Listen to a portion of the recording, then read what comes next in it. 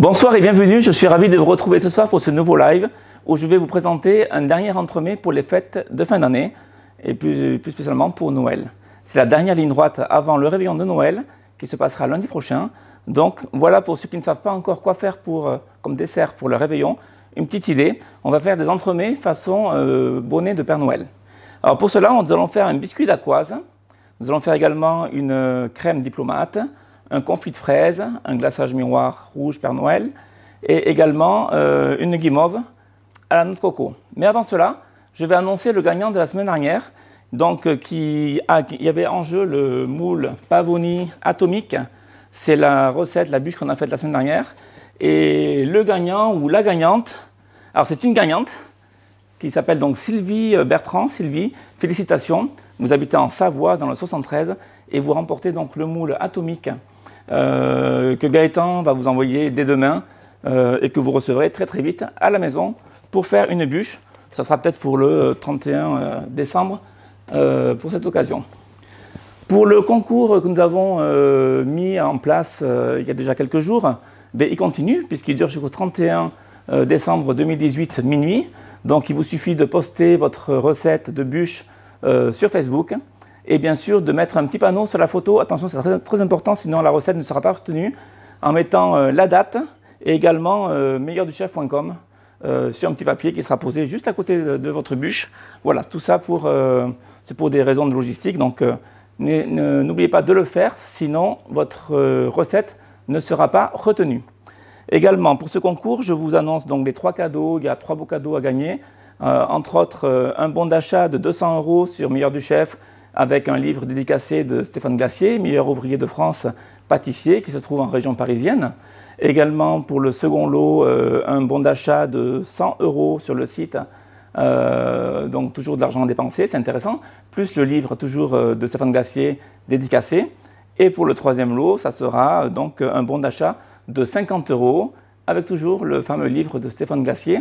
Et ce livre, c'est le livre Bûche et gourmandise de Noël, donc, qui est en vente sur la boutique. Mais bon, les 3 gagnants le recevront donc à domicile gratuitement. Ça sera le cadeau. Et bien sûr, les 3 recettes gagnantes seront publiées sur meilleurduchef.com. Voilà, on va commencer tout de suite par notre recette. Donc, nous allons faire une dacquoise.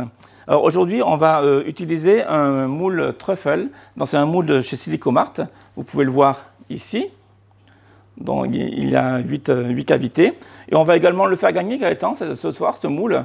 Donc toujours pareil, il suffit de commenter la vidéo. Vous avez jusqu'à mardi prochain, minuit, pour commenter la vidéo. Et un tirage au sort sera effectué. Même s'il n'y a pas de live mercredi prochain, Gaëtan publiera le nom du gagnant sur Facebook. Donc ne vous inquiétez pas, jusqu'à mardi prochain, un petit commentaire. Et vous êtes un potentiel gagnant. Donc, pour notre biscuit dacquoise, il nous faut du sucre en poudre, du blanc d'œuf, de préférence du blanc d'œuf tempéré, c'est-à-dire à température ambiante, de la noix de coco râpée, un peu de farine, de la poudre d'amande, donc la plus fine, ça sera, plus elle est fine, mieux c'est, du sucre glace et un petit peu de sel. Alors, on va commencer par faire monter les blancs. Dans les blancs, alors, soit vous prenez des blancs un petit peu qui auront un petit peu maturé dans le frigo, c'est-à-dire un petit peu vieillis. S'ils sont frais, vous rajoutez la pincée de sel pour les aider à monter. S'ils sont maturés, vous pouvez le faire sans la pincée de sel. Et on va commencer donc à fouetter à vitesse modérée. Et on va incorporer le sucre au fur et à mesure, en 2 ou 3 fois. Dès que les blancs, dès qu'on ne verra plus le côté jaune, albumine de l'œuf, et que les blancs seront bien mousseux et bien blancs, on va commencer à incorporer le sucre. Si vous avez une petite quantité comme ici, je vous encourage à dégrafer votre fouet lorsque le moteur est rabattu. Ainsi, vous allez gagner un petit centimètre de hauteur et le fouet va mieux ramasser vos blancs et mieux les fouetter. Pendant ce temps, on va tamiser donc les poudres, à savoir le sucre glace, la poudre d'amande et la farine. La noix de coco, on ne la tamise pas. De toute façon, elle aura du mal à passer. Elle est quand même assez grossière. Donc, on fait que ces 3 poudres-là. Alors, je les tamise sur un papier sulfurisé Vous voyez l'intérêt de tamiser, on peut le voir vraiment dans le tamis. Toutes les petites boules de poudre d'amande, de sucre qui s'étaient formées, ben tout ça, ça nous permet vraiment de les éliminer.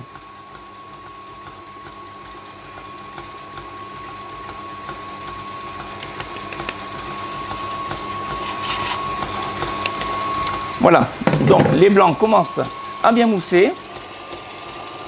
Je les ramène un petit peu sur l'image, voilà. Et je vais commencer à incorporer mon sucre. Donc je vais le faire en 3 fois. Et mon noix de coco, je la rajoute donc à mes poudres. Allez, j'accélère un petit peu. Je rajoute encore un peu de sucre. J'attends qu'il s'incorpore un petit peu. Et je veux en fait obtenir des blancs en neige fermes. Et là, le dernier tiers de sucre. Et j'accélère un petit peu. Alors ça va aller assez vite. Désolé pour le bruit du moteur, du batteur, mais on n'a pas trop le choix. Alors on veut une meringue, fait des blancs en neige, meringue carrière du sucre, qui soit quand même assez ferme. En attendant, je prépare une poche à douille tout simplement. Alors, je me sers de mon support à poche pour avoir les mains libres. Et je ne mets pas de douille, ce n'est pas nécessaire.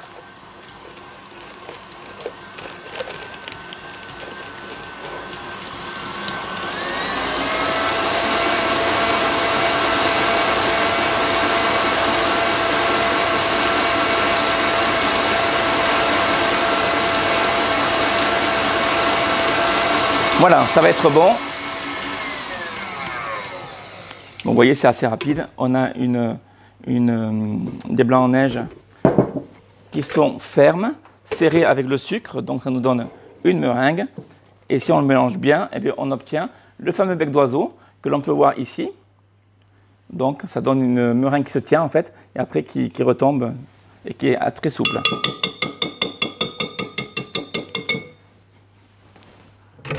Le test du bec d'oiseau est un bon test pour savoir si votre meringue est à bonne consistance. Ensuite, on va rajouter donc nos poudres. Donc, dans la préparation, on va le faire en 2-3 fois. Et on va prendre une grande maryse pour faire le mélange. Et là, on va mélanger délicatement en allant bien au fond, de façon à bien ramasser tout et ne pas laisser de poudre au fond du récipient qui serait bien sûr qui ne se mélangerait pas et qui forcerait la recette en fait. Ça donnerait un biscuit qui ne serait pas du tout comme il faut. Voilà, j'en rajoute un petit peu.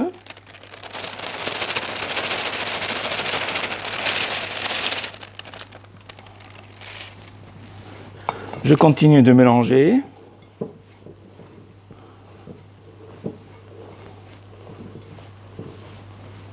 Voilà, on mélange délicatement. On a des blancs en neige, donc on y a incorporé de l'air en fouettant. Donc on va éviter de les faire retomber. Et là, je rajoute le restant. Hop, je vais pouvoir ramasser les quelques poudres qui sont restées sur le plan de travail.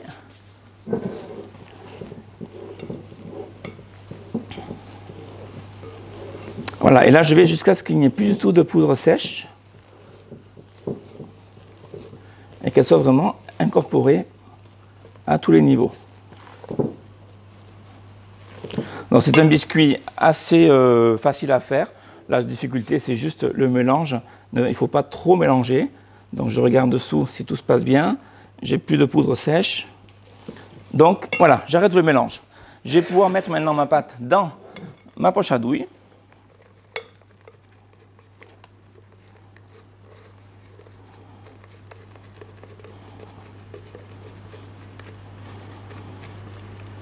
Alors ici, c'est une variante à la coco. On pourrait ne pas mettre la poudre de coco et mettre et laisser nature. Donc il y a de l'amande, donc ce serait une aqueuse amande. On pourrait le faire également avec une poudre de noisette. Ça, c'est vous qui voyez. Si vous voulez faire une petite variante de la recette, il n'y a pas de souci. Je vais prendre une plaque à pâtisserie recouverte d'un papier sulfurisé, tout simplement. Et je vais donc pocher ma préparation.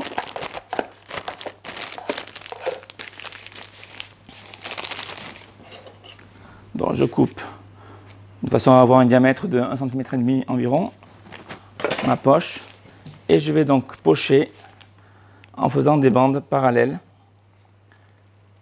J'essaie de garder le boudin de pâte bien formé, je ne l'écrase pas avec la poche lorsque je couche ma préparation.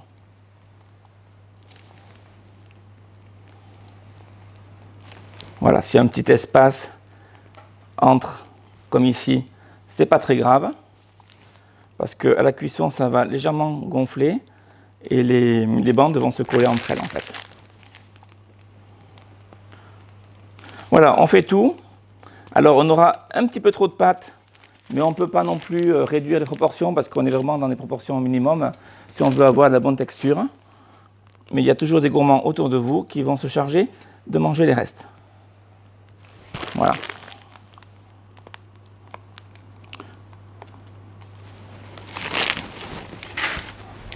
Donc avant d'enfourner, je saupoudre de sucre glace.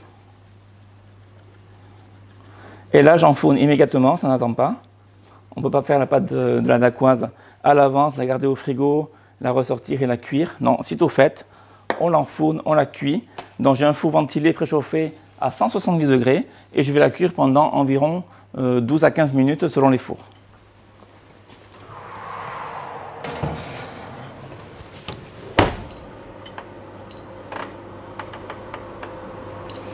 Voilà. On poursuit avec donc le confit de fraises. Alors le confit de fraises, j'en ai fait quelques-uns de confits en live, mais bon, ça apporte beaucoup de fraîcheur aux entremets. Donc j'aime bien faire cette préparation qui est facile, qui nécessite tout de même d'avoir de la pectine. Donc pas n'importe quelle pectine, de la pectine NH nappage. Alors j'ai souvent la question, est-ce qu'on peut remplacer la pectine NH par de la gélatine? Alors en théorie oui, on pourrait le faire, mais vous n'aurez pas la texture qu'on veut obtenir. Donc je vous le déconseille. Si il existe autant de pectines sur le marché, c'est qu'il y a des raisons et chaque pectine a vraiment son utilisation. Alors je vous invite à aller sur la fiche produit sur le site meilleurduchef.com des pectines. Vous avez un comparatif et vous saurez vraiment quelle pectine choisir par rapport à ce que vous voulez faire. Je vais commencer par faire chauffer donc ma purée de fraises. Alors j'ai de la purée de fraises, j'ai une pesée de sucre et une pesée de pectine NH. Pour les proportions, vous les retrouverez dès ce soir sur le site. La recette sera en recette illustrée, comme vous avez l'habitude de la trouver. Donc je vais juste rajouter un petit peu de sucre en poudre avec ma pectine NH, juste pour la mélanger et l'incorporer à ma préparation. Si j'incorpore ma pectine sans sucre, je vais avoir des grumeaux à coup sûr. Le fait de la mélanger un petit peu, ça limite les risques de grumeaux. Et le reste de sucre, je vais le mettre donc dans ma purée de fraises. Alors personnellement, j'utilise la purée de fruits de chez Ravi Fruits. On peut également utiliser la purée de fruits de chez 4 Fruits. Ce sont les deux fournisseurs sur Meilleur du Chef. À vous de voir.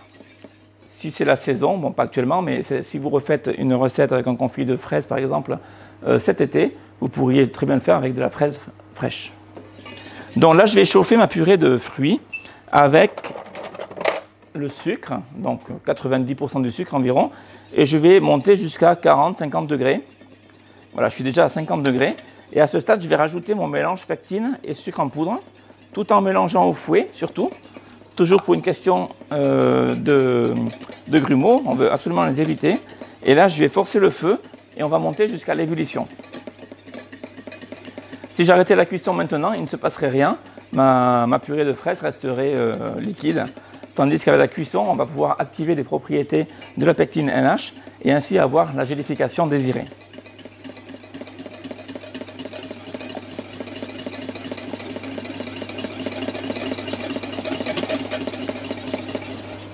Allez, je me mets puissance maximum. Bon, là, bien sûr, on reste devant, on mélange sans arrêt.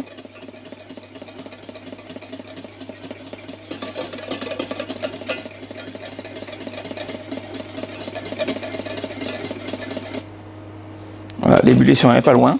Et lorsqu'on a obtenu l'ébullition, on la maintient pendant 1 à 2 minutes.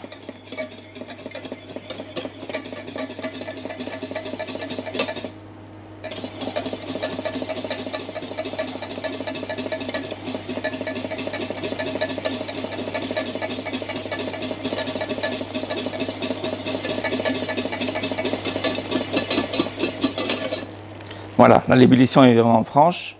Je maintiens. Je mélange pour ne pas que ça accroche, au fond de la casserole.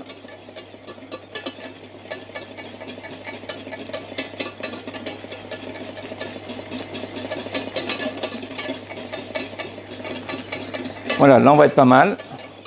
Je vais pouvoir donc couper le feu et débarrasser donc mon confit de fruits dans un petit bac en plastique pour le faire refroidir. Vous pouvez le faire refroidir à température ambiante, sinon vous le mettez dans le frigo jusqu'à ce qu'il gélifie. Avant de le mettre au frigo, vous allez quand même le couvrir d'un papier film au contact pour éviter qu'il y ait une croûte qui se forme à la surface. Cette croûte aurait du mal par la suite à s'éliminer. Donc voilà, le papier film et on le met directement donc au contact. Il se retirera très facilement lorsque ça sera froid. Voilà.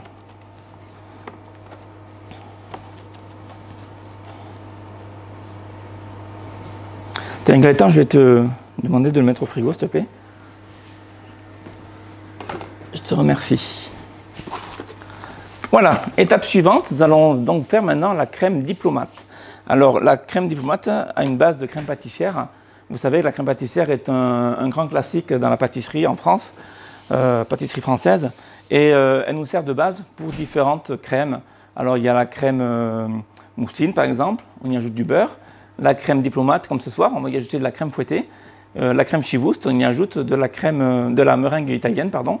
Voilà, c'est une base et après on fait des variantes. Ce soir, on fait la diplomate. Donc pour commencer, nous allons faire une crème pâtissière. Pour cela, il me faut du lait. Donc une pesée de lait, vous trouverez les proportions sur la recette que je vais mettre à chauffer tout de suite. Nous avons également du jaune d'œuf. Voilà, je le mets directement dans le récipient. On corne bien avec la maryse de façon à récupérer le maximum de matière. Sinon, on force les proportions. Nous avons du sucre. Alors le sucre, on peut mettre une moitié dans les jaunes d'œuf et une moitié dans le lait pour éviter justement que le lait accroche au fond de la casserole. Et comme mon sucre est dans les jaunes d'œuf, je mélange immédiatement. Je ne laisse pas du sucre dans le jaune d'œuf sans le toucher. Je peux mélanger et une fois que c'est mélangé, je peux le laisser, ça peut attendre. Et là, je vais blanchir. Donc, je mélange bien pendant quelques instants.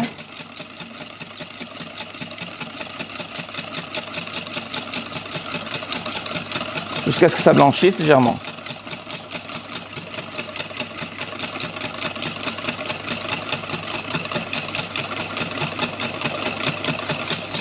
Voilà. Je vais y rajouter maintenant ma poudre à crème ou maïzena. Ça marchera pareil. Et je mélange. Voilà. Mon lait commence à bouillir. Je baisse un peu le feu. À savoir que dans ma crème diplomate, il y aura de la gélatine. Donc, chose que j'ai fait au préalable, j'ai hydraté ma gélatine en poudre avec mon eau d'hydratation. Elle est ici, dans le petit pot. Donc là, ça y est, elle est hydratée. Et je la rajouterai tout à l'heure. Ça, il faut le faire vraiment au début, parce que l'hydratation prend entre 5 et 10 minutes pour qu'elle soit bien hydratée.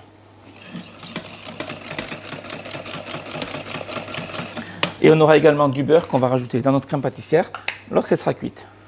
Donc mon lait est en ébullition. Je vais verser la moitié du lait dans mon cul de poule et remettre le restant du lait sur le feu. Voilà, je mélange bien. Je dissous bien l'œuf, le sucre, que tout soit bien homogène.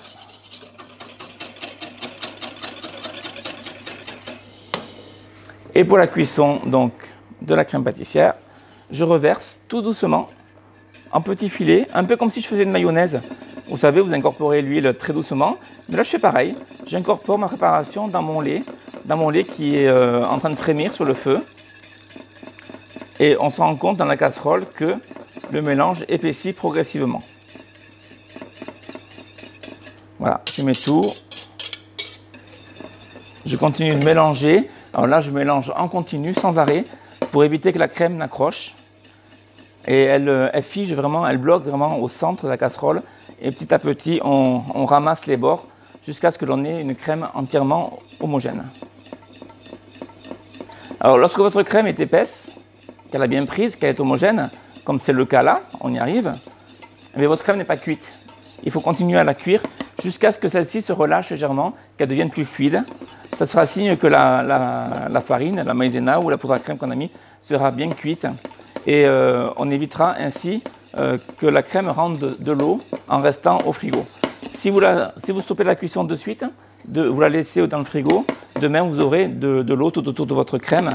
Ça sera l'eau libre qui est dans la crème qui aura été relâchée par la crème parce qu'elle n'est pas cuite. Tandis que si vous poursuivez la cuisson et que vous constatez ce petit relâchement, vous vous rendrez compte que ça voudra dire que l'eau sera bien emprisonnée et vous n'aurez pas ce problème de relâchement d'eau. Donc ça c'est important. Beaucoup de personnes font des crèmes pâtissières pas assez cuites. Alors la cuisson ne prend que 2-3 minutes, donc ça serait dommage de gâcher cette préparation. Bien sûr ça va vite parce que là on fait des quantités assez réduites. Si on faisait 3 litres de crème pâtissière d'un coup, ça serait beaucoup plus long. Voilà, là on a une crème vraiment fluide. On peut le voir en soulevant avec le fouet. Elle coule. Voilà, ça c'est un signe de bonne cuisson. Donc à ce stade, je peux couper mon feu. Je vais mettre à fondre ma gélatine au four micro-ondes. Ça fond très vite pendant quelques secondes. Je vais rajouter également mon beurre dans la crème. Je vais pouvoir l'incorporer. Voilà, ça, elle est encore un petit peu. Donc j'ajoute mon beurre, je l'incorpore bien.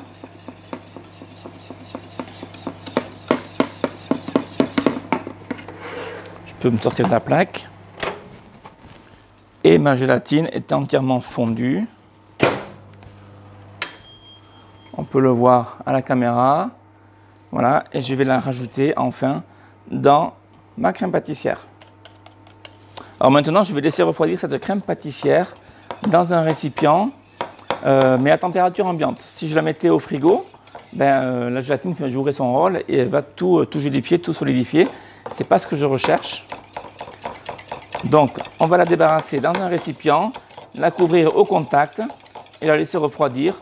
En 30-40 minutes, elle sera froide et on pourra continuer donc la crème diplomate. Au bout de 30-40 minutes, donc, on obtient ceci.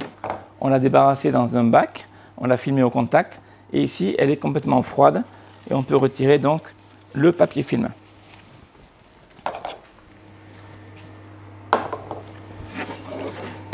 Alors maintenant, on va faire notre crème diplomate. Alors, la crème diplomate, c'est la crème pâtissière, comme je vous l'ai dit, avec la crème fouettée. Et on met un petit peu de gélatine donc, pour la faire tenir. C'est pour ça que j'ai mis la gélatine lorsque la crème était chaude tout à l'heure. Là, c'est le cas. Cette crème comporte une gélatine également. Et si on remue, on peut voir qu'elle reste souple malgré tout. Si je l'avais mise au frigo, elle serait vraiment bloquée. Donc Gaëtan, tu vas aller me chercher, s'il te plaît, la crème fouettée, s'il te plaît, dans le frigo.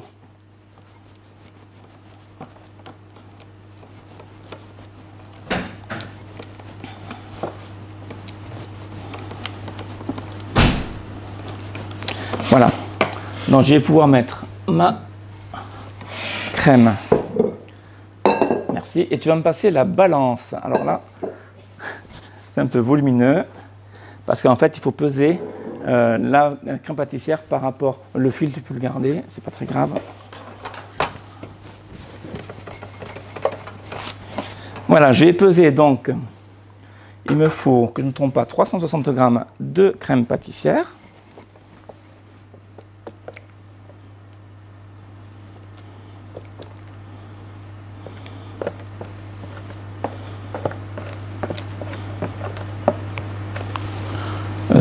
Attendez, je me suis... Voilà. C'est 260 g, pardon. Hop. Un peu trop. Voilà, c'est important de peser.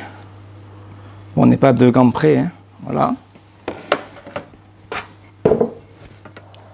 je peux le retirer à nouveau. Et on va pouvoir donc l'aromatiser avec un petit peu de vanille, parce que je n'ai pas mis de vanille dans le lait, si vous avez bien suivi. Donc là, je vais prendre un petit peu de vanille liquide. Je vais juste en rajouter une pointe, comme ceci. Et je vais bien la lisser donc au fouet, de façon à ce qu'elle soit bien homogène. Alors, on a une question de Lydia, oui, qui nous demande quelle est la différence entre la pectine NH et la pectine jaune. J'invite... c'est Olivia, tu m'as dit? Lydia, pardon. Lydia, allez voir la fiche des comparatifs des pectines sur le site. Vous allez avoir vraiment tout. Vous allez sur une des pectines, n'importe laquelle, et vous avez un petit document à télécharger. Et là, vous allez vraiment voir ce à quoi sont destinées les pectines. Pour aller vite, la pectine NH permet de faire des confits, des purées, des marmelades, tandis que la pectine jaune va vous permettre de faire plutôt des pâtes de fruits. Donc, c'est vraiment une texture qui sera différente et qui sera plus adaptée selon ce que vous voulez faire. C'est pour ça qu'on préconise d'avoir plusieurs pectines à disposition. Sinon, on ne se casserait pas la tête et on mettrait de la gélatine tout simplement. Mais non, sinon c'est ça l'intérêt d'avoir des produits vraiment différents. Quand vous allez chez le confiseur, vous achetez une confiture, vous achetez une pâte de fruits, vous achetez un confit. Vous avez vraiment des textures qui sont toutes cousines quelque part, mais qui sont quand même différentes. Donc, le biscuit est cuit, je vais pouvoir le sortir. Voilà, on ne le cuit pas trop, il est juste doré en surface, comme ceci, et là on le laisse refroidir.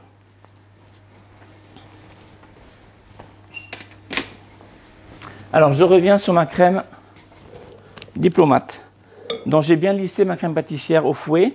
Je n'ai pas oublié de l'aromatiser avec mon arôme vanille, c'est important. On pourrait mettre de la vanille en gousse. Alors ça, c'est vous qui choisissez. Dans ce cas-là, il faudrait mettre dans le lait de la crème pâtissière. Moi, je n'ai pas voulu mettre de la vanille en gousse pour ne pas avoir les points noirs. Je voulais une crème pâtissière, une crème Diplomate qui soit vraiment homogène en couleur, sans les petits points noirs. C'est pour ça que j'ai opté pour l'arôme liquide de vanille. Sinon, j'aurais pu mettre de la vanille en gousse, oui, mais le goût est également différent. Donc, et là, je vais rajouter ma crème fouettée. Alors, la crème fouettée, je l'ai montée au préalable. Je l'ai montée souple. Alors attention, on monte souvent trop longuement les crèmes fouettées et on les monte carrément en texture chantilly. Alors différence entre crème fouettée et chantilly, ben, l'une est sucrée et l'autre non. Donc la crème fouettée n'est pas sucrée, la chantilly l'est. Sinon c'est la même chose. Et quand on fait un décor en chantilly, ben, on veut qu'elle tienne de façon à pouvoir faire des rosaces. Là, on ne veut pas qu'elle tienne, on veut quelque chose de très souple. Alors elle tient légèrement, mais sans plus. Donc là, je termine de la monter un petit peu au fouet. Juste pour l'homogénéiser, vous voyez, j'ai fait une dizaine de tours et je ne vais pas plus loin. Et là, je vais incorporer donc ma crème fouettée dans la crème pâtissière en deux fois à la maryse, que ce soit bien mélangé et délicatement.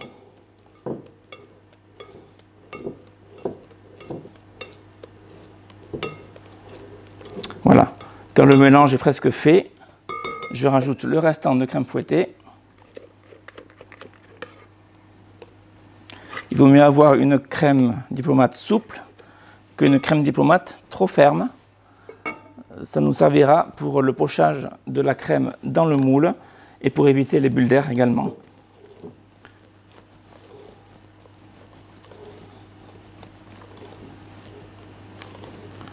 Voilà, Gaëtan, tu vas aller me chercher, s'il te plaît, la plaque avec le biscuit et le confit qui sont dans le congélateur.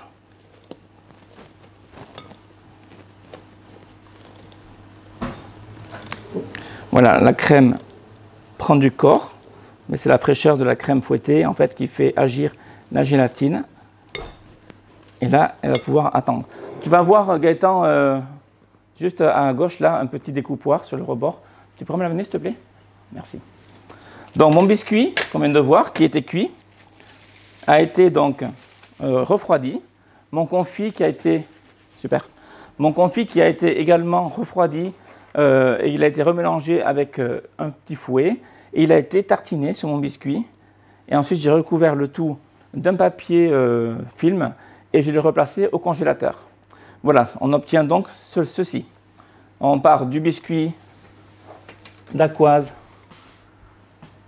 d'un côté, le confit de fraises de l'autre, et on les assemble les deux quand ils sont froids. Je l'ai fait en amont parce que bien sûr mon biscuit est chaud et mon confit n'est pas gélifié, il est au frigo, il est en train de refroidir. Donc voilà, pour aller plus vite. Là j'ai pris un petit découpoir de diamètre 4 et je vais tailler dans mon biscuit des ronds de pâte. Alors je le congèle de façon à ce que ce soit plus facile à le couper. Et comme on a 8 empreintes dans le moule, on va faire donc 16 disques parce qu'on en met 2 par moule.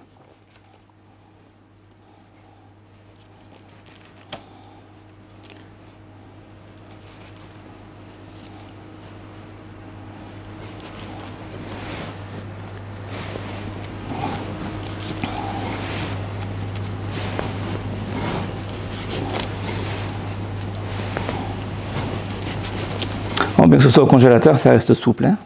C'est tout à fait facile à couper. Je l'aurais mis en cellule de refroidissement, ça aurait été beaucoup plus compliqué. Là, il faut travailler assez vite. C'est pour ça que j'ai fait ma crème diplomate en premier. Là, je découpe mes disques au dernier moment et je vais faire le montage en suivant. Alors, on a 2 questions qui sont arrivées. Oui. On a Brigitte qui nous demande si on peut utiliser la pectine après sa date de péremption. Bah, il y a une date de péremption, donc il y a une raison. Cependant, si la date de péremption n'est pas éloignée, oui. Si la date de péremption, s'il y a 3 ans, non, il faudrait peut-être la changer. Vous risquez juste d'avoir une pectine qui soit moins performante. Et ensuite, on nous demande si on peut mettre de l'alcool à la place de la vanille, ou si ce n'est pas conseillé.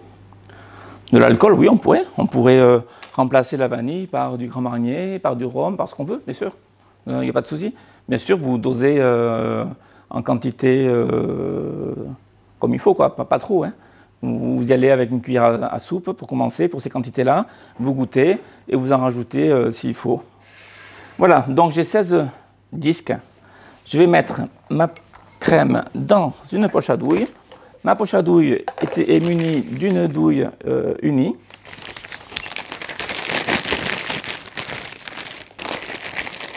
Environ diamètre 10-12. Ça n'a pas beaucoup d'importance. Et je vais mettre donc ma crème diplomate dans ma poche à douille. Alors, on a déjà une crème qui se tient bien. C'est bon signe. Voilà, et je vais tout mettre.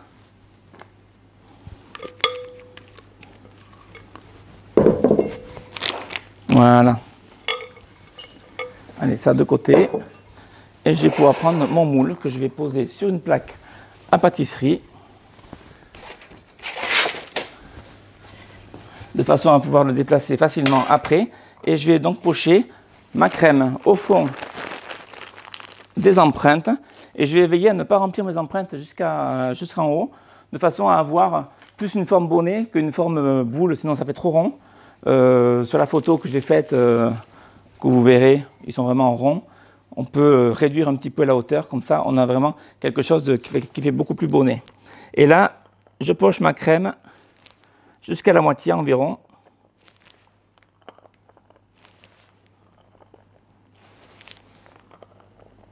Voilà, je vais en faire que 5 pour aller plus vite. J'enfonce mon biscuit dans la crème. Je mets le côté avec le confit de fraise en dessous. J'enfonce bien.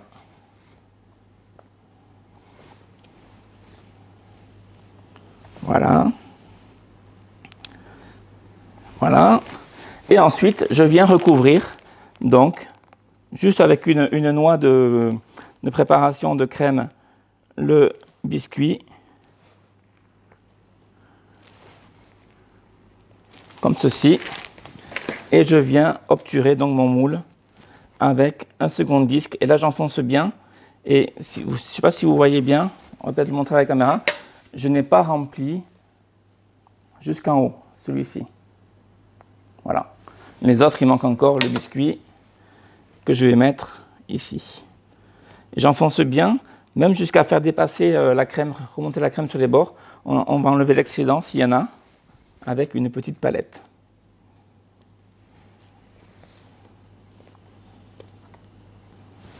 Voilà, on trempe un peu les doigts dedans, c'est pas grave. Et voilà. Alors je vais prendre une petite palette. J'enlève vraiment l'excédent de crème qui est remonté sur les bords, de façon à ce que ce soit net.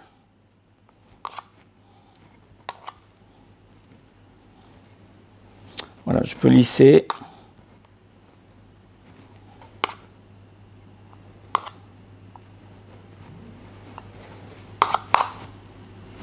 Voilà, bien sûr, à la maison, vous faites les 8 d'affilée.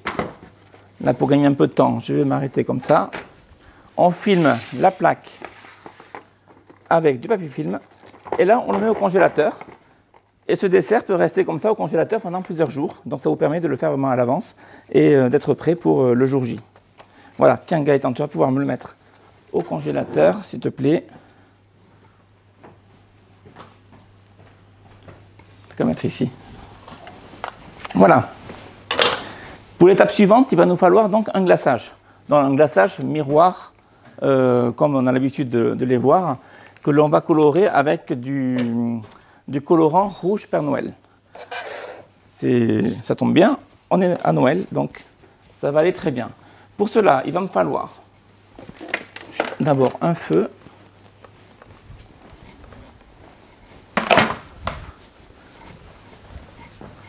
Alors, il vous faut le feu, il vous faut également donc une pesée de lait concentré sucré ou non sucré, qui est ici au fond.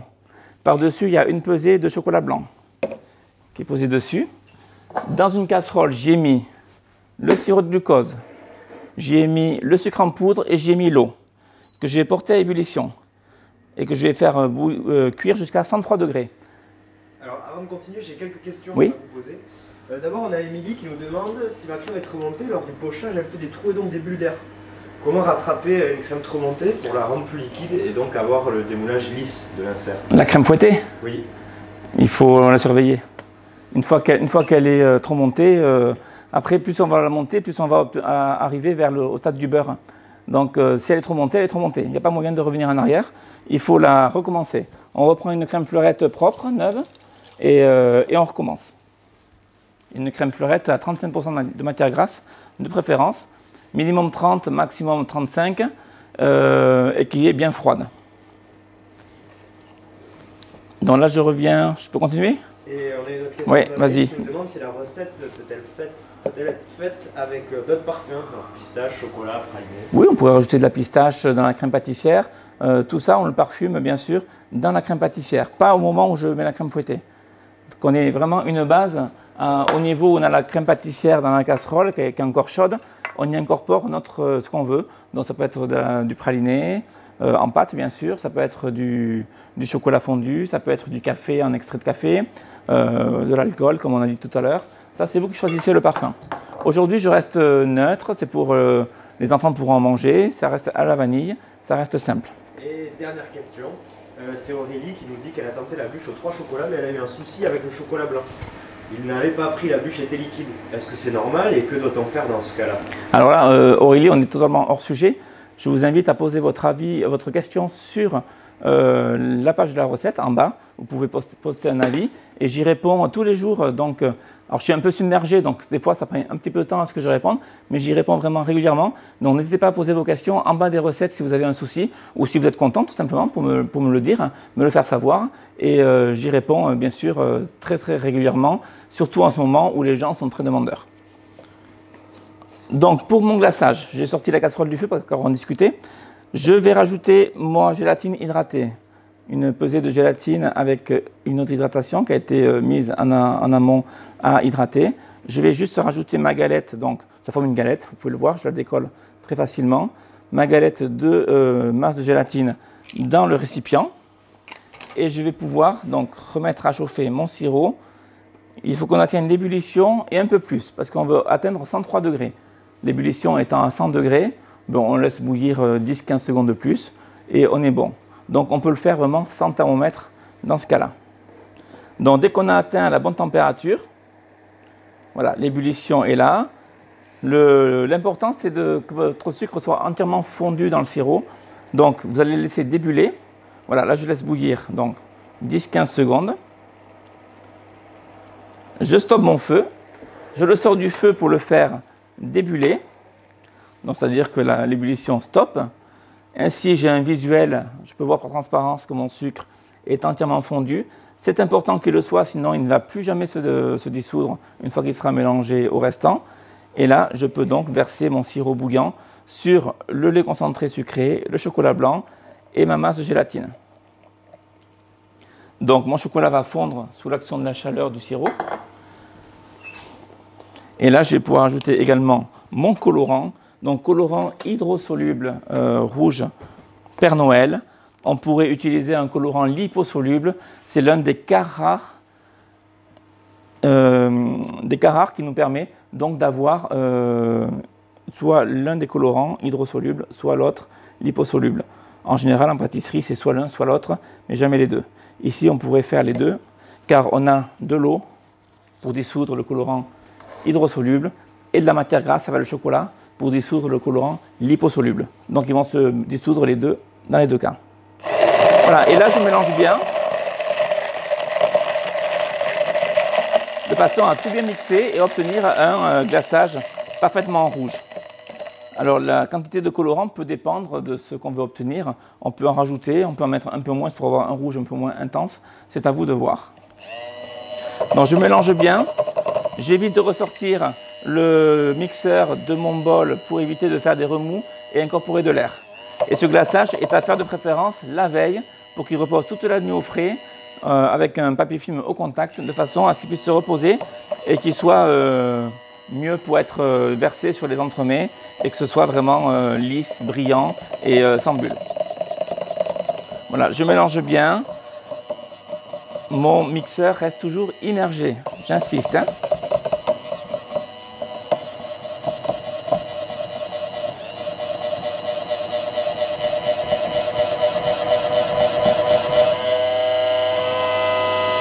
Voilà.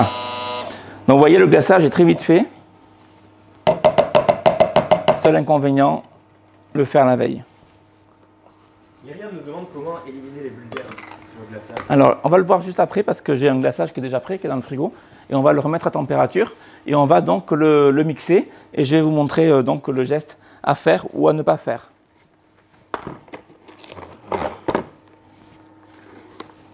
Voilà, je vais mettre un papier film au contact. Sinon, une fine pellicule va se former en surface et ça va sécher et on va avoir du mal à la dissoudre par la suite. Et ne vous inquiétez pas, quand le glaçage sera entièrement figé, le papier se retirera très facilement. Voilà, et ça, on le met donc dans le frigo. Alors, avant de passer au glaçage des petits entremets, nous allons faire une décoration qui est de la guimauve. Donc de la guimauve à la noix de coco. Et ce soir, je vais vous montrer une recette de guimauve sans blanc d'œuf. Généralement, la guimauve ou le chamallow, comme on l'appelle, c'est une meringue tout simplement collée avec de la gélatine et aromatisée ou colorée. Aujourd'hui, on va faire une guimauve donc totalement blanche, donc couleur meringue, mais sans blanc d'œuf. C'est une recette à base de sucre inverti que je vais vous montrer tout de suite. Alors pour ce faire, il nous faut donc du sucre inverti qui est ici dans la cuve du batteur. Voilà. Gaëtan, tu vas aller m'attraper un fouet s'il te plaît. Un fouet de batteur, je parle. Tu les as ici. J'ai également une seconde pesée de sucre inverti qui est dans la casserole. Vous aurez bien sûr toutes les proportions dans la recette sur le site. Nous avons également du sucre en poudre que l'on va rajouter avec le sucre inverti dans la casserole.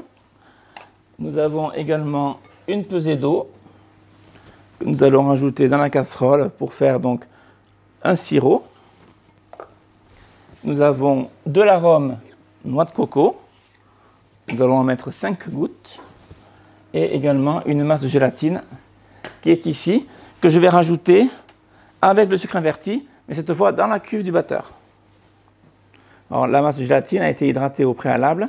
Et là, alors ce n'est pas une masse de gélatine courante comme on peut le voir. Généralement, la gélatine se dissout à hauteur de 5 à 6 fois. Elle est tellement rigide que je vais le faire avec une cuillère. 5 à 6 fois la quantité de gélatine en eau. Ici, la quantité en eau est environ de 2 fois. C'est pour ça que j'ai une masse assez ferme. Voilà, je la mets dans la cuve du batteur avec mon sucre inverti, appelé également Trimoline. Trimoline, c'est plus une marque mais c'est une variété de sucre inverti. Voilà. Et je vais donc laisser attendre ça de côté. Justement, c'est quoi du sucre inverti? Alors, le sucre inverti, c'est un peu comme le miel, c'est un sucre qui a été transformé. Donc, on le vend tout fait. On le trouve tout fait dans le commerce. Vous ne pouvez pas le faire à la maison. Et il suffit de l'utiliser. On le vend en pot de 1 kg. Et voilà, il est facile à trouver. Juste pour revenir sur le glaçage, combien de temps on peut le garder au frigo, le glaçage? Il peut rester assez longtemps. Il n'y a pas de produit périssable dedans. Donc, il peut se garder 2-3 semaines sans aucun problème. Ou alors, on peut le congeler également. Donc, sur la plaque, je mets ma casserole et je fais chauffer jusqu'à l'ébullition. Et une fois l'ébullition obtenue, je veux monter la température à 110 degrés. Donc là, je vais prendre un thermomètre. Parce que tout à l'heure, on était à 103 degrés, c'était facile, c'était l'ébullition et un peu plus. Là, on veut l'ébullition et beaucoup plus pour arriver à 110. Donc, je vais quand même vraiment contrôler ma température avec le thermomètre. Donc, je peux mettre le feu au maximum de façon à ce que ça aille vite.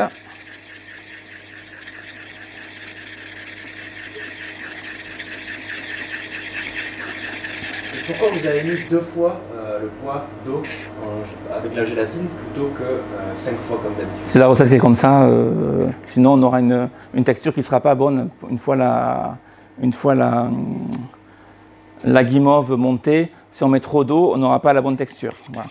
L'important c'est que la gélatine fonde lorsqu'on va rajouter le sirop bouillant, c'est ce qui va se passer, donc c'est suffisant. Voilà, je laisse monter en température. On va atteindre rapidement l'ébullition. Côté batteur, on ne mélange rien, on laisse comme ça. Donc sucre inverti, gélatine, masse de gélatine hydratée. Là, j'ai sucre inverti, eau et sucre. Et on va faire un sirop donc jusqu'à l'ébullition et poursuivre la cuisson jusqu'à 110 degrés. Et tout à l'heure, on va parfumer donc notre guimauve avec un petit peu d'arôme noix de coco. Voilà, et on en mettra 5 gouttes car c'est assez puissant et il ne faut pas que ça devienne non plus trop fort en bouche. D'autant plus qu'on va pas mettre notre guimauve dans de la noix de coco râpée, donc on aura vraiment le goût de noix de coco présent. Voilà, là ça commence à frémir. On va laisser venir la chose.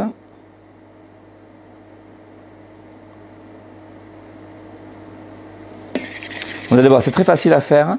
C'est une guimauve qui se conserve assez bien dans le temps. Alors, on peut la passer dans du sucre glace, enfin, on peut la mouler également. Si vous la moulez dans des moules en silicone, n'oubliez pas de bien huiler votre moule de façon à pouvoir la retirer une fois qu'elle sera figée. Mais c'est une guimauve qui se conserve bien et qui ne se périme pas étant donné qu'il n'y a pas de blanc d'œuf dedans, contrairement à une guimauve à base de meringue, donc de blanc d'œuf.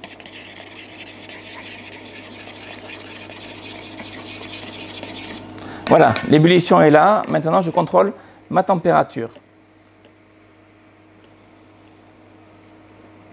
Donc, je veux atteindre 110. Voilà, j'y suis, ça va assez vite. Hein. Les quantités sont petites. Je suis déjà à 108,8. Alors, mon thermomètre, je ne le pose pas au fond de la casserole. Je le mets entre deux eaux, de façon à prendre la température du sirop et non pas la température du fond de la casserole qui est beaucoup plus chaud. 109,3, 109,5, 109,7.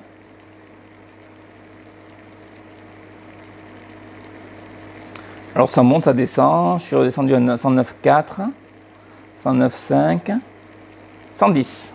Voilà, je stoppe mon feu, je sors ma casserole du feu. Je vais me repositionner pour que vous puissiez voir. Et là, je vais verser donc mon sirop en intégralité dans la cuve du batteur, comme ceci.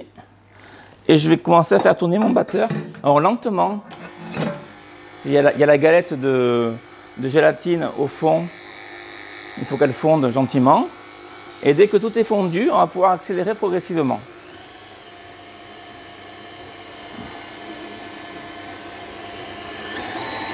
Voilà, on y arrive.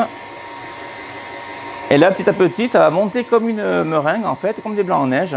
Et on va avoir une masse qui va être, qui va bien gonfler et qui va bien blanchir.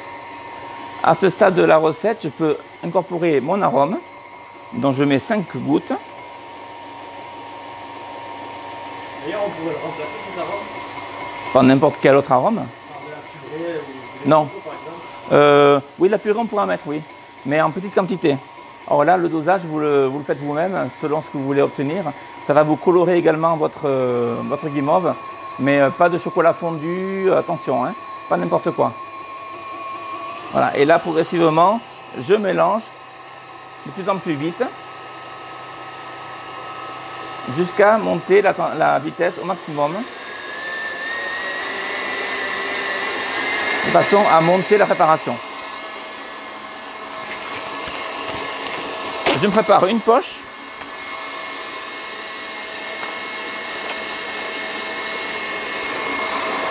Voilà, là on peut le voir, ça commence vraiment à blanchir et on va obtenir une texture meringue.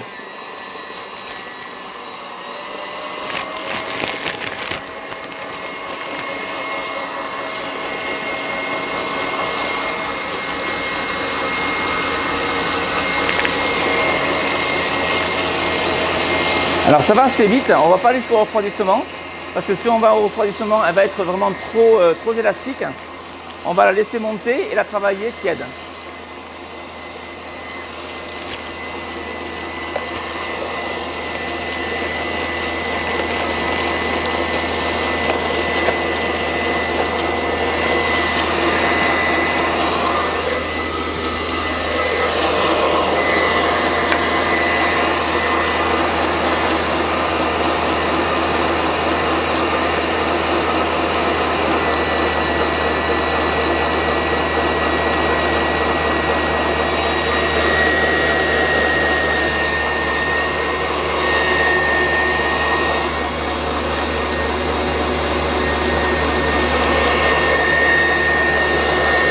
Voilà, on va arrêter là. Donc vous voyez, ça a été assez vite. Si je la laissais refroidir un peu plus, ben, on aurait vraiment une guimauve qui va commencer à avoir de la tenue, de la résistance. Et je veux quand même pouvoir la travailler facilement. Donc je l'arrête au bout de... On a battu pendant 2-3 minutes. Hein. À partir du moment où, la préparation a bien commencé à blanchir et bien mousser et bien monter. Et là, on a déjà une texture qui regardez, sur le fouet du batteur, qui se tient et qui est très élastique. Donc, je vais débarrasser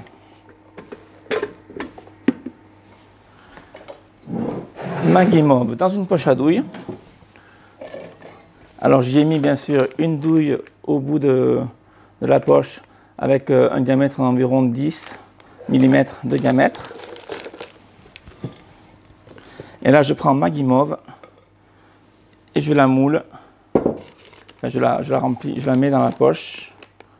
Elle est souple, juste comme il faut, c'est très bien. Ça permet de la travailler correctement. Alors, je vais vous montrer comment faire le décor. Je ne vais pas les faire tous, bien sûr, j'en ai préparé en amont, de façon à ce qu'ils aient eu le temps de bien refroidir, de figer également, parce que la gélatine joue un rôle important dans la tenue de la guimauve. Alors ici, dans un plat avec un rebord, j'ai mis de la noix de coco râpée que j'ai étalée sur une épaisseur uniforme.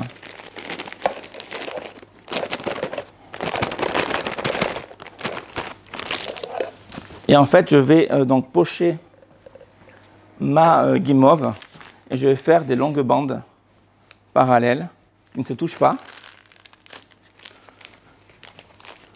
comme ceci.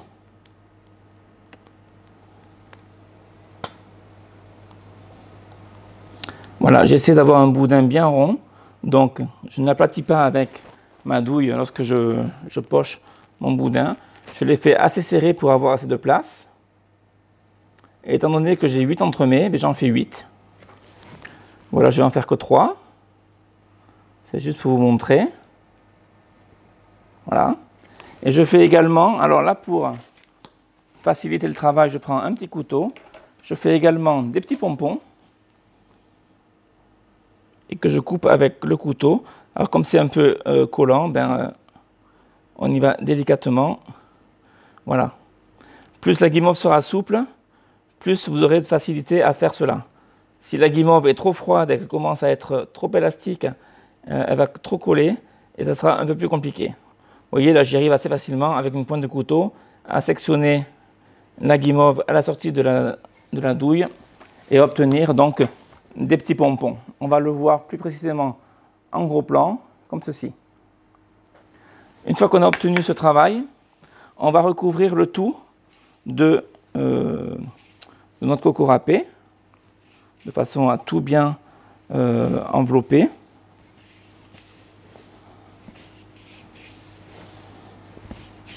Voilà, elle est encore chaude, donc elle est encore souple. Hein. On fait juste que saupoudrer notre coco sur le dessus. On n'y touche pas sinon. Et on laisse refroidir, comme ceci. Une fois que c'est froid, on les sort donc de la noix de coco et on obtient donc nos cordons de guimauve qui sont souples, hein, comme on peut le voir. On peut même faire un nœud avec, qui ont été entièrement donc enrobés de noix de coco râpée et qu'on pourra venir mettre sur nos petits entremets lorsqu'ils auront été glacés. Ça, vous le faites uniquement lorsque la guimauve est froide. En Gaëtan, je vais demander d'aller me chercher, s'il te plaît, les entremets en cellules de refroidissement.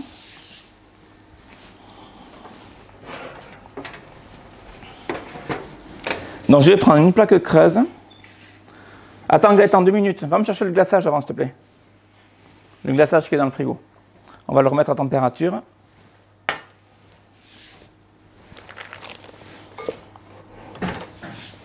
Donc le glaçage que j'ai fait tout à l'heure, qui est ici, qui est encore très chaud, que je ne peux pas utiliser de suite, et le glaçage que j'ai fait en amont, qui est donc ici, qui est totalement gélifié, donc qui est froid, qui est dur.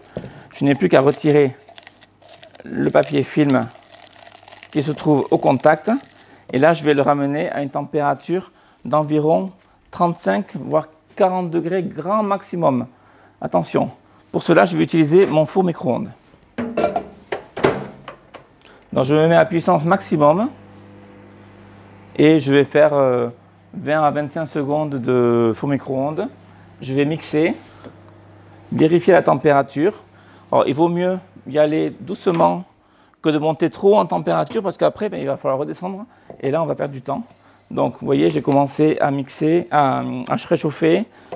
Mon glaçage est encore bien ferme, donc ce n'est pas la peine de le mixer en continu. Et il va commencer à fondre sur le pourtour du pichet verseur. Et petit à petit, le noyau qui va rester au centre, qui va être encore froid, va se mélanger progressivement. Et là, on va obtenir la température qu'on veut. Bien sûr, si vous montez trop haut, si vous montez à 45-50 degrés, mais là, il faudra le refroidir à nouveau. C'est pour ça qu'il faut y aller par étapes. Voilà, il commence à fondre sur les bords.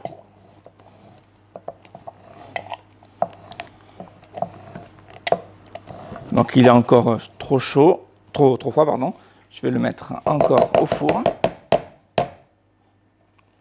Trop froid, trop élastique.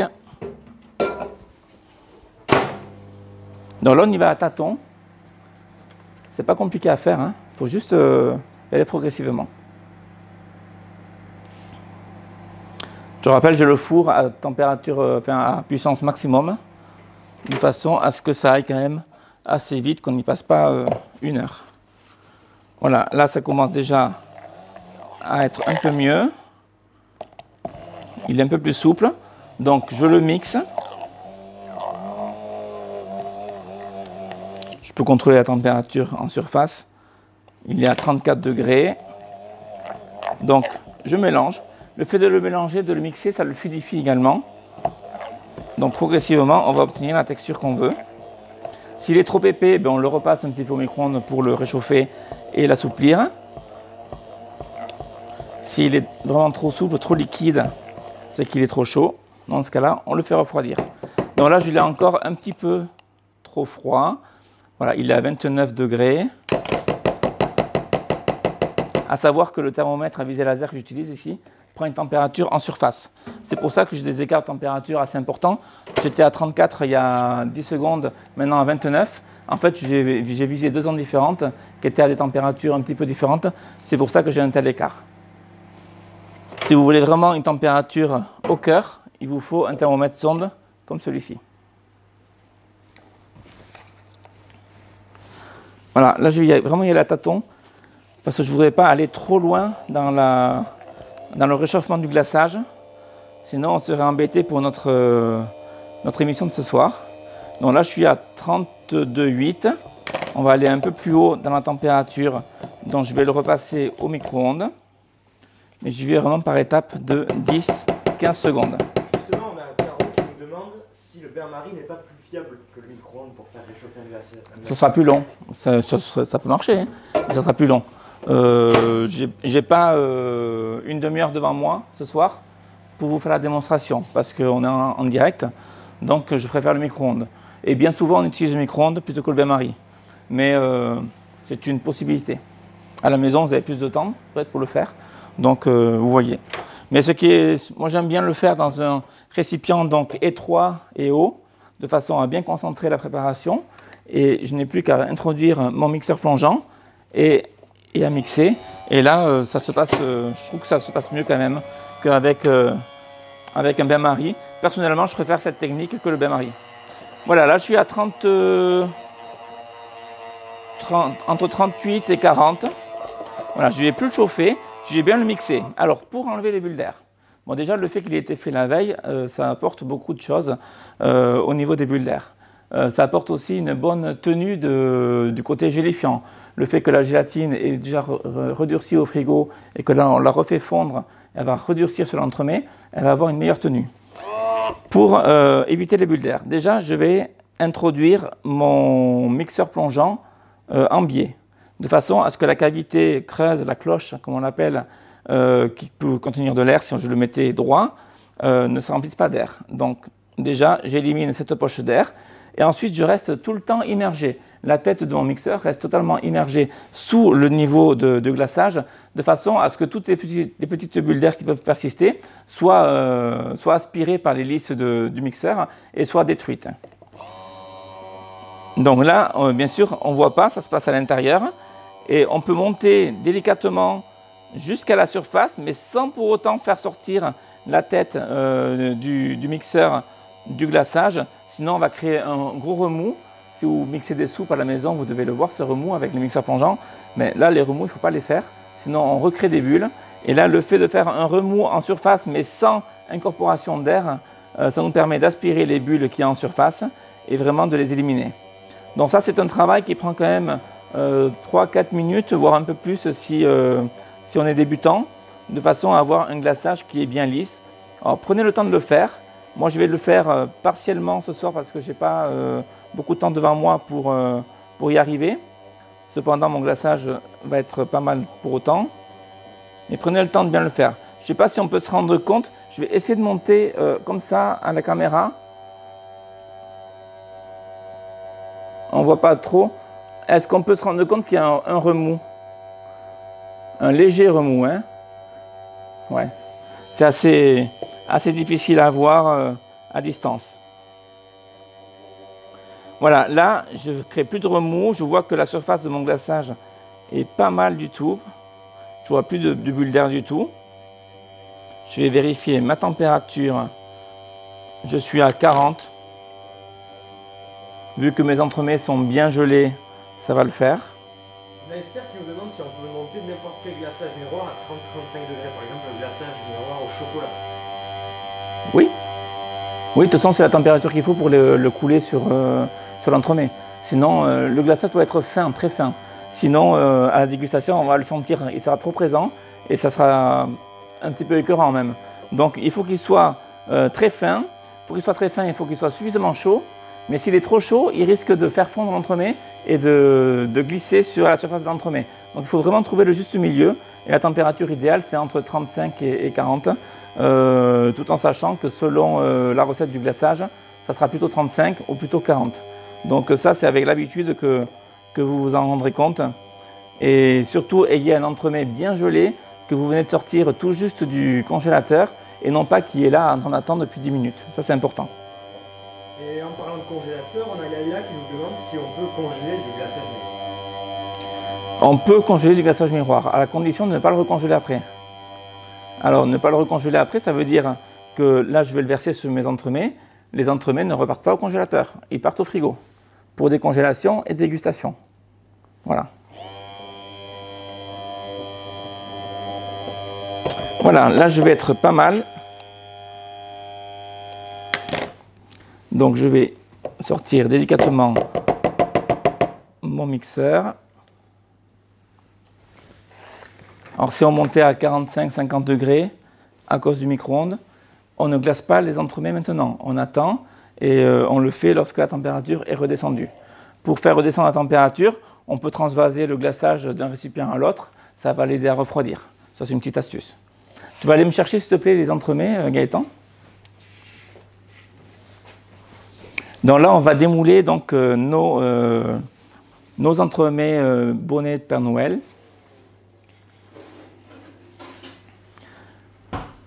Alors, c'est une opération, si votre entremet n'est pas bien gelé, c'est une opération qui sera vouée à l'échec, il faut le savoir.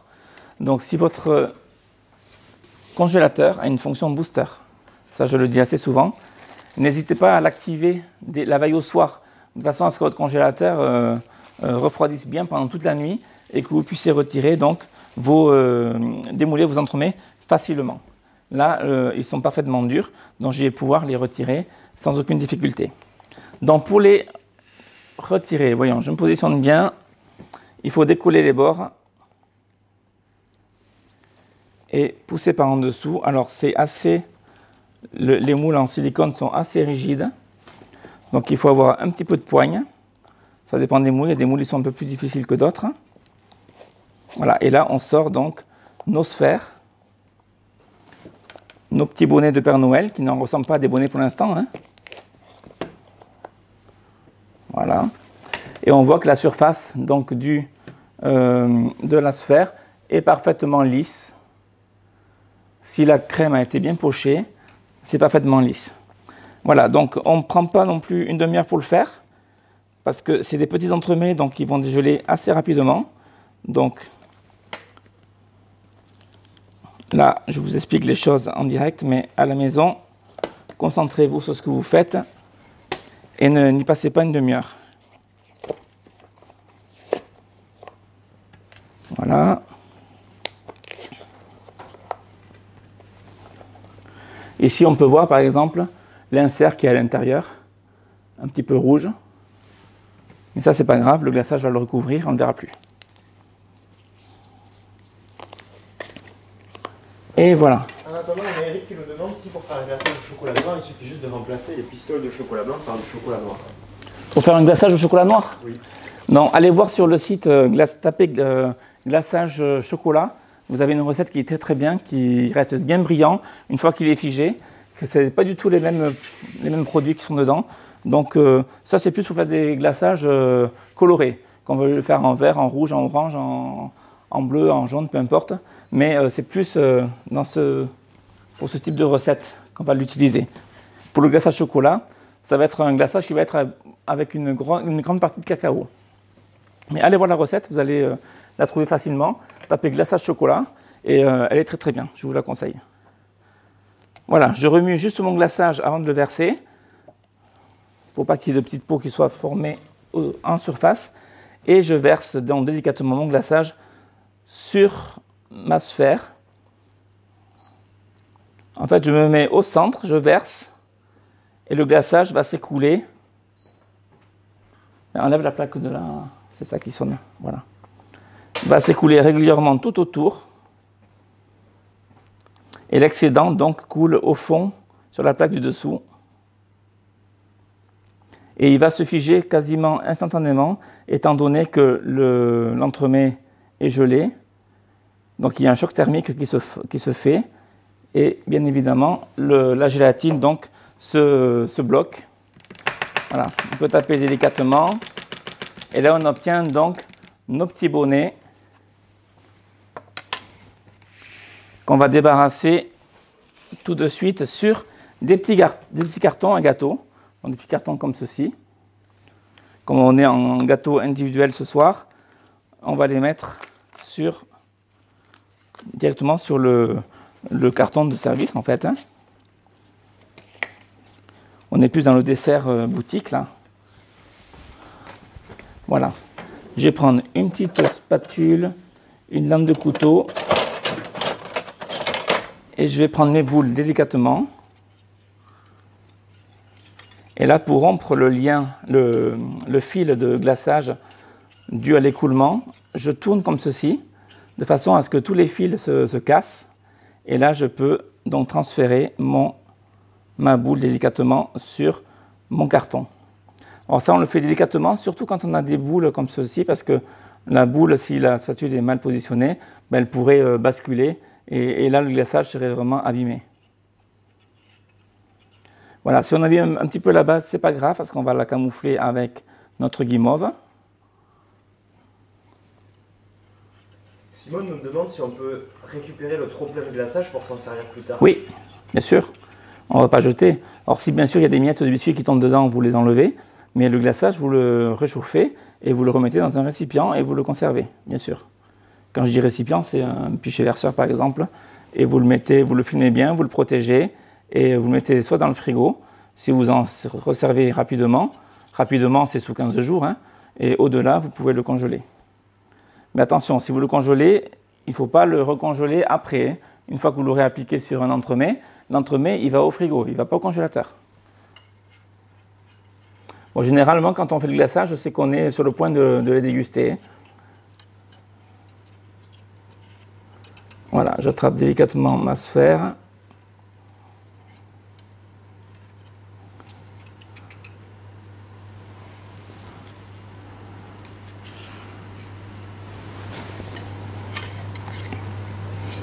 Voilà, pendant que je fais ça, je vous rappelle qu'il y a un concours actuellement en cours donc sur Facebook, sur la page de Meilleur du Chef. Il vous suffit de nous poster votre bûche de Noël 2018 avec la mention, la date, un petit papier que vous mettez devant la photo, sur la photo avec la date et également meilleurduchef.com indiqué. Nous, ça nous prouve bien que c'est une recette que vous avez faite cette année et non pas une recette qui a été récupérée on ne sait où. Sinon, si vous n'avez pas cette mention-là, la recette ne sera pas retenue. Et bien sûr, le concours dure jusqu'au 31 décembre minuit. Et il y a des super lots à gagner, entre autres des bons d'achat. Premier prix 200 €, second prix 100 €, troisième prix 50 €, donc à valoir sur le site. Et les 3 premiers prix, donc en plus du bon d'achat, ils remporteront un livre dédicacé de Stéphane Glacier. Donc c'est le livre Bûches et gourmandises de Noël, qui recevront également à domicile. Donc participez, n'hésitez pas, ça ne coûte rien, le seul risque c'est de gagner, donc allez-y.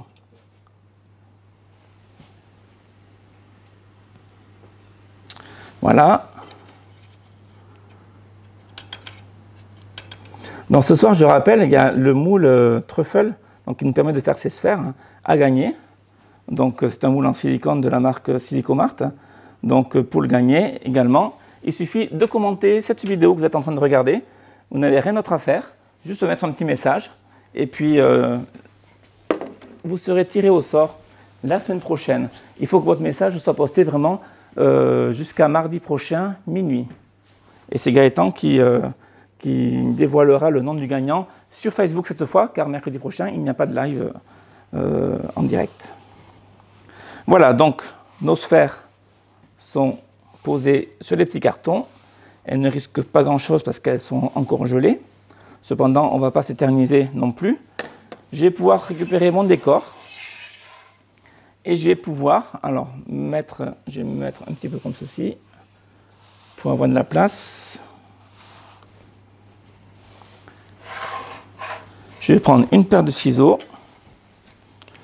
Je vais couper, alors regardez bien, je vais couper un bout de mon serpent de guimauve, on va appeler ça comme ça, mon petit serpent de guimauve, et je vais venir le positionner tout autour, faire une collerette.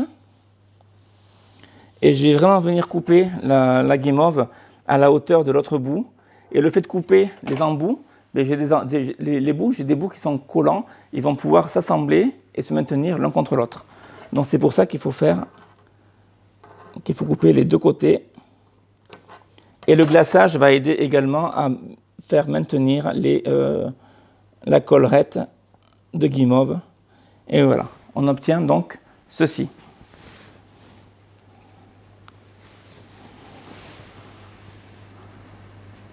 Voilà, donc on va faire pareil avec toutes les guimauves.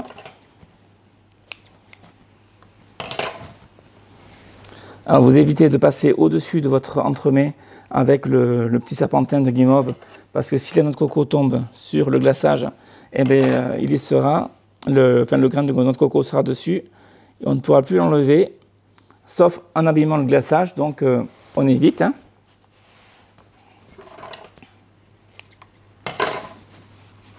Et je passe, hop, entre, mais pas au-dessus. Voilà, je vise à peu près où il faut couper. Et là, j'assemble et les deux parties se tiennent l'une contre l'autre. Et là, ça ne bouge plus.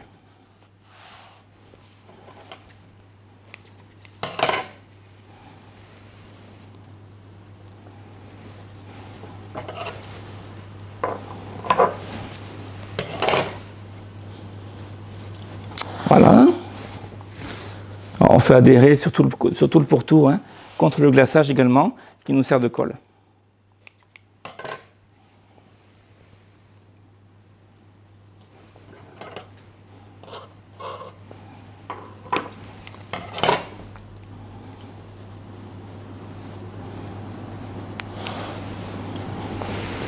Voilà, allez, je continue. Vous voyez, ça va assez vite, hein, c'est pas compliqué. Ça ne colle pas au doigt étant donné qu'il y a la noix de coco tout autour.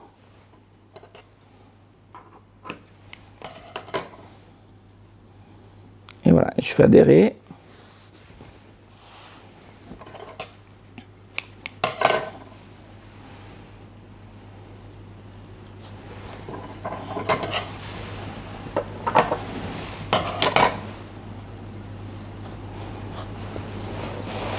Et le petit dernier.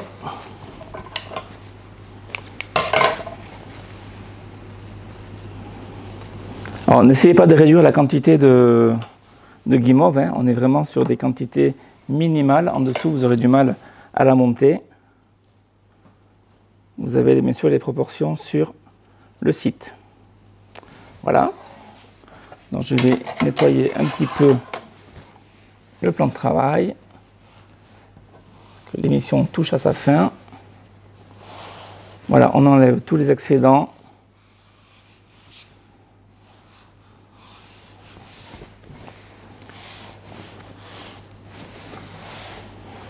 Allez, on va venir repositionner nos petits entremets et on va venir apporter la touche finale, donc qui est le petit pompon sur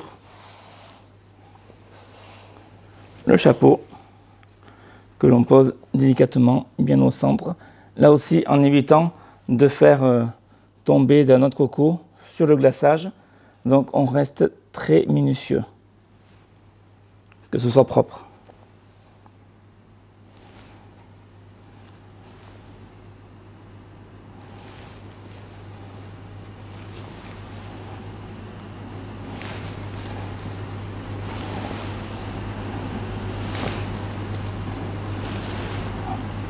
Et voilà.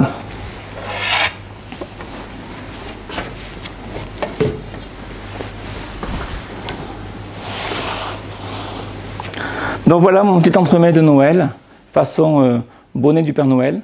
J'espère qu'il vous donnera envie de le réaliser à la maison. Il n'est pas trop tard. Le réveillon, c'est lundi prochain. Nous ne sommes que mercredi, donc il n'y a plus qu'à. Je vous souhaite une excellente soirée. Je vous rappelle donc, n'hésitez pas à commenter la vidéo pour gagner le moule Truffle, donc le moule que j'ai utilisé ce soir. Félicitations à Sylvie Bertrand pour qui a gagné donc le moule atomique. C'était le moule de la semaine dernière. Et n'oubliez pas de poster vos recettes de bûches sur Facebook. Il y a des beaux cadeaux à gagner cette année. Je vous souhaite une très bonne soirée. Pas de live la semaine prochaine. Pas de live non plus le 2 janvier. On se retrouve donc dans 3 semaines pour un nouveau live et une nouvelle année. Passez un très très bon réveillon et à très vite sur meilleurduchef.com.